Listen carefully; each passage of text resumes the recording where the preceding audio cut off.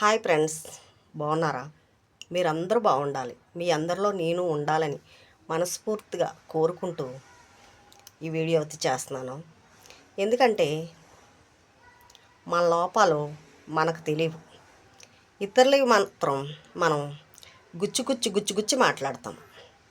నేను రీల్స్ చేస్తేనట తప్పు వచ్చిందట, ఆవిడట ఇంట్లో మొగుడిని వదిలేసి పక్కింటోడిని తీసుకొచ్చి ఇంట్లో పెట్టుకొచ్చట. తన్నట బుద్ధి చెప్పమన్నారట. బుద్ధి చెప్పి అంట పెద్ద మనిషి కాదు, తను దిగజారిపోయిన మనిషి. మొగుడు ఉండగానే పరాయి మగుడిని మంచం మీద కూర్చోబెట్టుకుంటుంది. అలాంటిది బుద్ధి చెప్తే నేను వినాలట. నేను ఇప్పటి వరకు కూడా నీతి తప్పలేదు, నీతిగానే ఉన్నాను. నన్ను ఎవ్వరు అనడానికి సరిపోరు. నా పుట్టింటి తరపు నుంచి అందరూ నాకు సపోర్టే.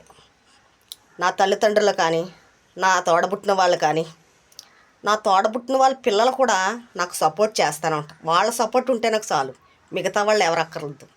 ఒక్కసారి నిన్ను నువ్వు చూసుకుని నువ్వు బ్రతకాలో లేకపోతే ఊరేసుకు సావాలో ఒకసారి ఆలోచించుకో. ఎదుగురు కొడుకులు ఉండగా ఎదటి మగవాడిని తీసుకొచ్చి మంచం మీద కూర్చోబెట్టుకుంటున్నావు కదా, నీకు సిగ్గులేదు? సిగ్గు మాలిందానా.